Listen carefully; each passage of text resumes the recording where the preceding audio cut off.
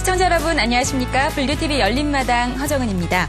모든 사회 구성원들이 인간의 존엄성을 유지하면서 자기 실현을 할 수 있도록 사회 전체가 공동으로 책임을 진다. 사회복지의 기본 개념을 설명한 말입니다.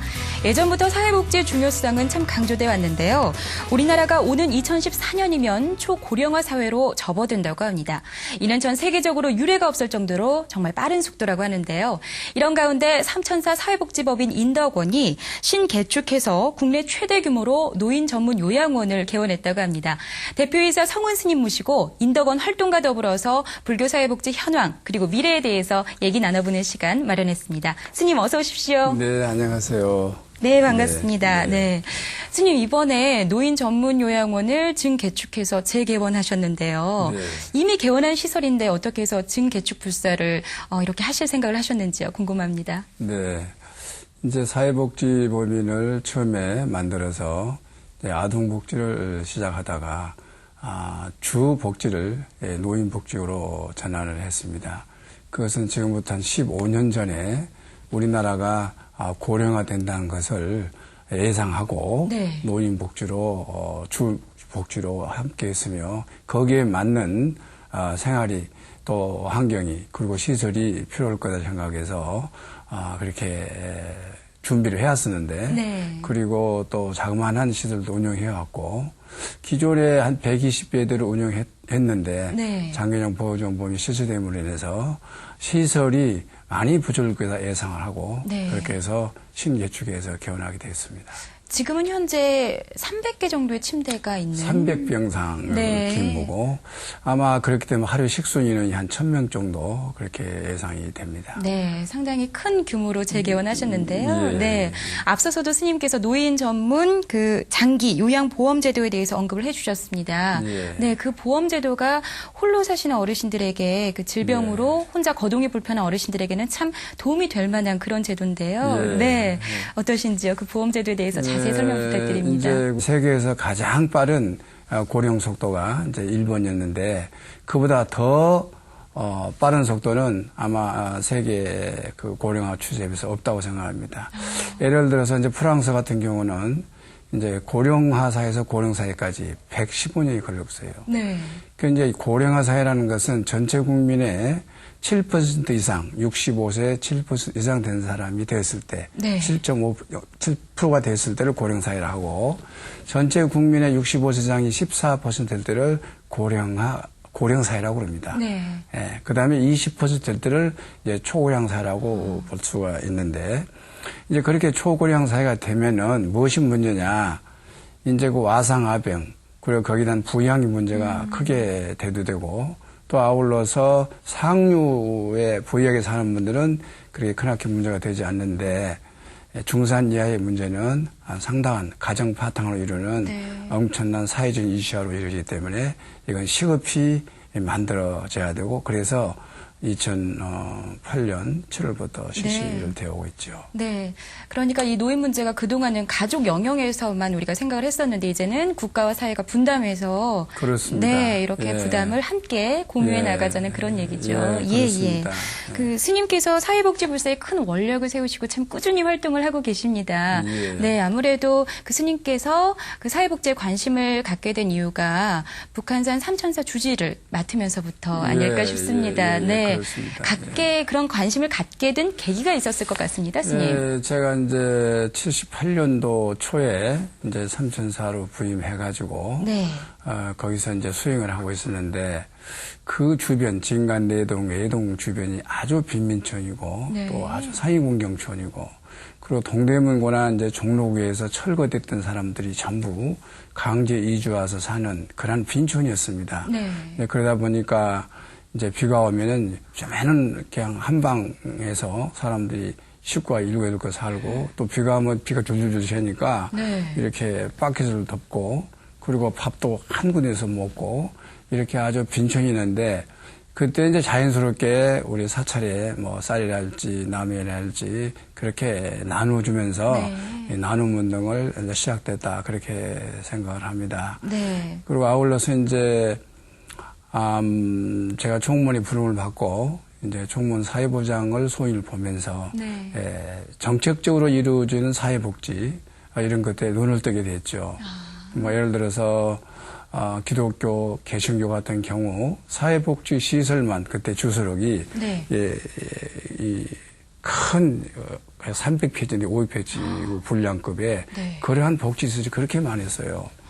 그래서 저는 거기서 상당한 충격을 받고 네. 그때 원을 세워서 10년 만에 사회복지부인 삼천사 인동을 만들고 그렇게 사회복지를 하게 되었습니다. 네, 그 빈민촌, 무허가 빈민촌이 즐비했던 그런 열악한 환경에 어떻게 보면 스님이 사회복지에 관심을 갖게 된 환경이 그렇게 또 스님을 만들었던 것도 그렇습니다. 네, 예, 있었던 것 같습니다. 네, 그 주지 소임 맡으시고 지역 사회를 위해서 여러 가지 활동을 해 오시다가 지난 1994년에 사회복지법인 인덕원을 설립을 하셨습니다. 네, 설립 당시에 참 어려움도 많았을 것 같은데요, 스님 어떠셨어요? 네, 그렇습니다. 이제 그 일화가 많죠. 그때 뭐 지금도 마찬가지지만 그때 당시만 해도 사회복지 법인을 만든다는 게 굉장히 어려웠어요. 네. 그래서 어떤 분은 1년, 2년, 3년 시도에다가 중도에 그만둔 분들이 아주 많았습니다.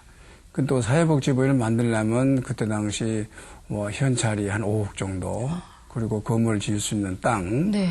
그다음에 이것을 이 복지법인을 운영할 수 있는 크레딧이 형성되었는가를 봐가지고 이렇게 포맷이 나왔거든요. 네. 그때 당시만 해도 1990년도만 해도 5억이라는 돈을 만들었는데 아주 어려움이 있었죠. 네.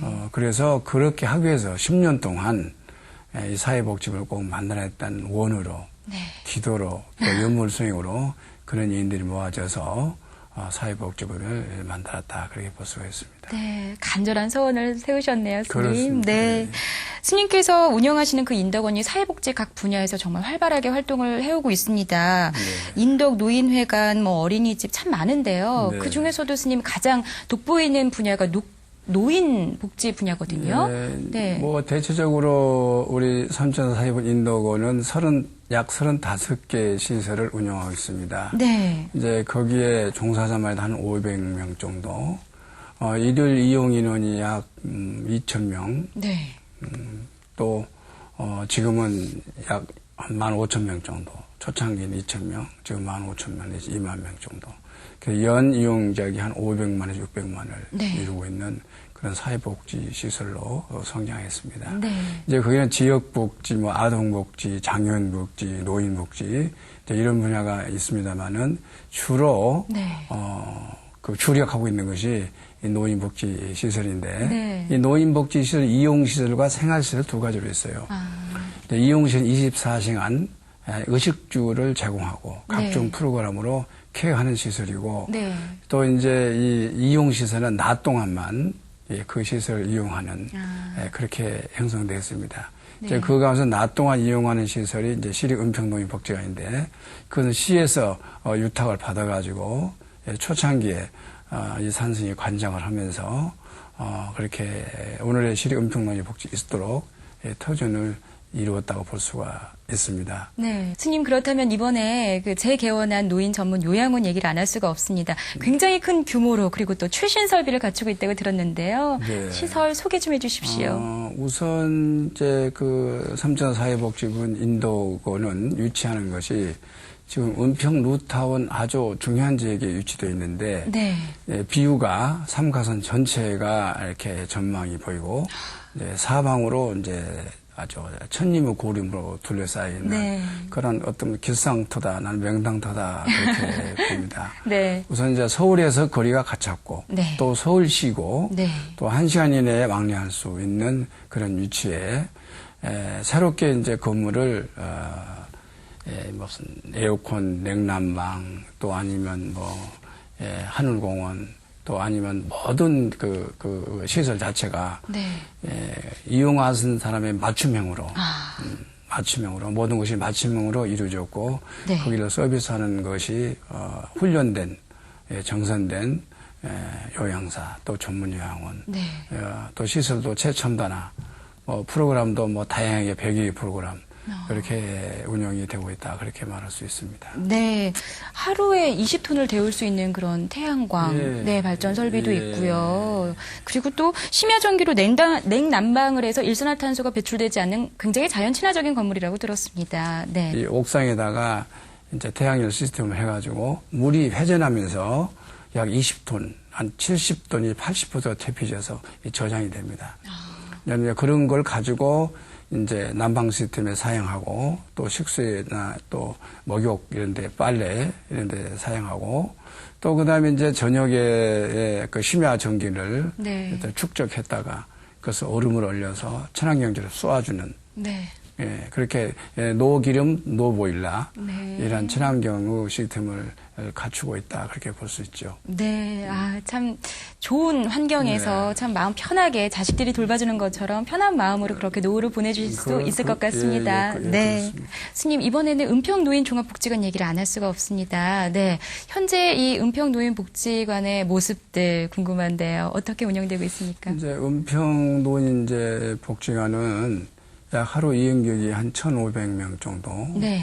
되고 프로그램이 약 150개 프로그램이 상당히 많네요. 돌아갑니다.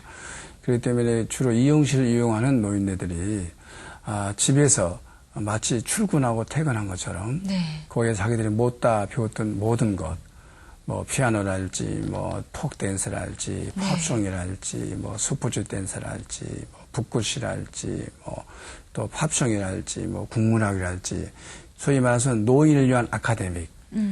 그러니까 뭐 약 150명의 프로그램으로 이루어져서 그 노인들의 삶을 노후를 성공적으로 인도하고 있는 것이 시립 노인 은평복지관. 은평구뿐만 아니라 서울시만 해도 약 25개 각 구마다 그렇게 이루어지고 있습니다. 네. 그런 프로그램들이 또 어르신들이 삶의 보람을 찾을 수 있게 하는 어떤 계기가 되지 않을까 싶습니다. 네. 그렇습니다. 스님, 그 중에서도 저는 그 할머니 손맛 급식 도우미 그리고 또 노인 전문 자원봉사대 이런 프로그램은 참 좋은 프로그램이라고 생각하는데요. 네, 그렇습니다. 네. 그러니까 이제 그 안에는 노인들 스스로가 이제 그 자원봉사 하는 수도 있지만은 또 노인들 스스로가 직업 재할 그런 그 팩토리를 우리가 주선해가지고 본인들이 거기서 용돈을 벌어서 쓸 수 있도록 그런 시스템도 되어 있고 노인 봉사대는 뭐 교통, 뭐 골목 지키기, 또 노노케어, 노인을 케어하는 거.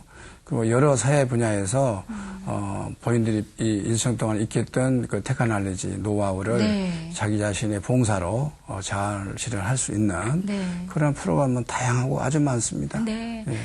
삶을 활기차게 만들 수 있는 원동력을 그렇습니다. 그 복지관에서 찾을 수가 있겠습니다, 스님. 그렇습니다. 네. 삼천사와 인덕원 이런 측면에서 볼 때 정말 그 지역 노인복지의 어떤 발전을 한 단계 끌어올렸다는 평가에는 그 누구도 이의를 달지 못할 것 같다는 생각이 드는데요. 네. 그런데 인덕원이 출범하는 초기와 또 현재의 모습이 참 판이하게 달라졌습니다. 그 무허가 판자촌이 즐비했던 그 과거와는 달리 지금은 은평 뉴타운이라고 해서 초고층 건물들이 들어섰어요. 그렇다면 그 사회복지 계획에도 어떤 방향의 전환이 필요하지 않을까 싶은데요. 당연히 필요합니다. 네, 어떻게 계획하고 계십니까, 스님? 그것은 꼭 우리 은평 뉴타운 삼천사 인덕원에 제한되어 있는 것이 아니라 전국적으로 인카무 수준이 달라졌습니다.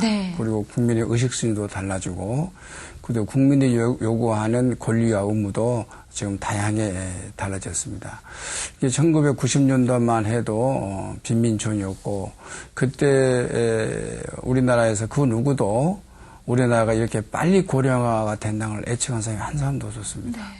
이게 갑작스럽게 이루어진 거거든요. 갑작스럽게 2000년도에 갑작스럽게 고령화가 일어나고 거기서 고령화가 일어나고 있는 수많은 부장들 그다음에 그 와상아병의 부모를 어떻게 모을 수 없으니까 유기하고 방임하고 또 어떻게 보면 또 부모를 살인하고 또 그것을 견디지 못해서 노인들이 자살하고 뭐 이러한 기타 등등의 일들이 일어나는 것이 소위 말하면 고령화 시대에 일어나고 있는 부양부담 문제에서 일어난다고 볼 수가 있어요. 그런데 이제 지금은 그것을 전통적인 가정이 있을 때는 전통적인 가정에서 생산하고 분배하고 소비를 다 했죠.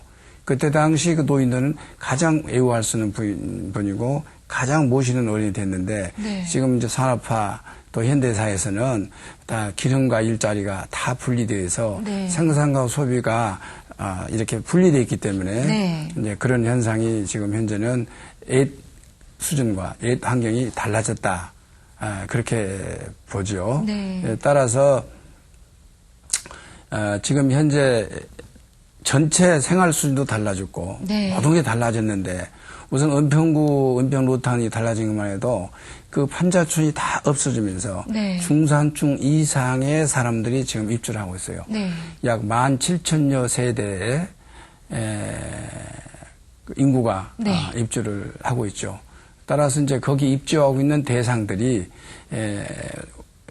이용시설, 생활시설을 이제 이용하게 되기 때문에 네. 프로그램이랄지 서비스랄지 뭐 이런 것이 다양하게 달라지죠. 네. 그래서 제가 7월 6일 날 제 입소해서 그 이용자의 성향을 보니까 이용자들이 요구하는 욕구가 달라요.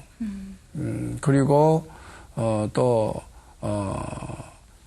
그래 욕구에 따라서 의무와 권리가 같이 이제 수반되는 것인데 네. 어떠한 의무분도 권리라는 것이 이제 상당히 강해졌다. 그러니까 어떤 소비계층, 국민의 의식 수준, 네. 거기서 뭐 인권이랄지, 뭐 서비스랄지, 케어랄지, 네. 그리고 종사자의 매너랄지 네. 아주 세심하게 그 욕구가 많이 달라져 있는 것이 요즘의 노인복지 현장이다. 그렇게 볼 수가 있어요. 네, 그 욕구에 맞게 욕구를 충족시키기 위해서 노력해야 되는 것이 최선의 길이겠죠. 그렇죠. 그게 네. 맞춤형 이제 서비스라는 그렇죠. 것인데. 네. 맞춤형 서비스. 네. 이제 그 사회복지가 종교에서 아주 중요한 부분을 차지하고 있습니다, 스님. 불교계도 이제 사회복지에 눈을 돌리고 관심과 애정을 쏟고 있는데요. 이 종교와 복지, 특히 불교와 복지, 어떤 관계가 네. 있다고 생각하십니까? 네, 아주 좋은 말씀 해주셨는데, 부처님은 사회복지사입니다. 네. 부처님이 이 땅에 오신 그 목적은 일체 중생의 이고 등락을 위해서 오셨어요.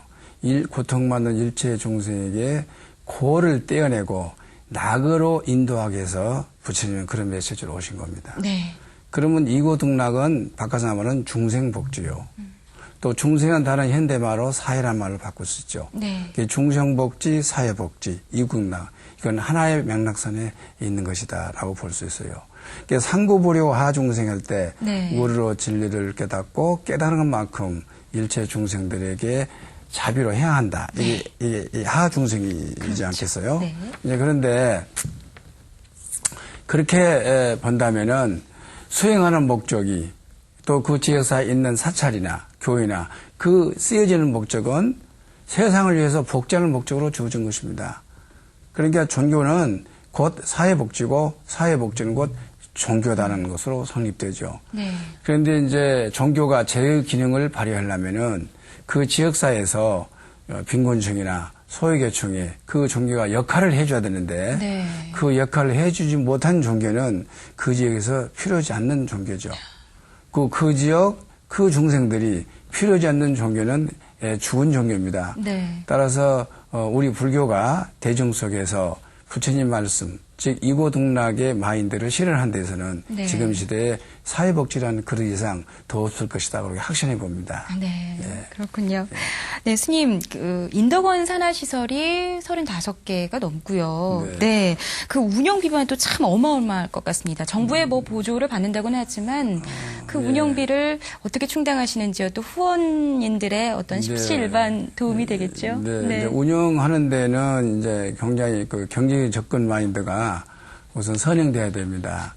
이제 그 국고에서 약 국고 예산이 40% 내지 뭐 50%의 국고 예산을 받고 네.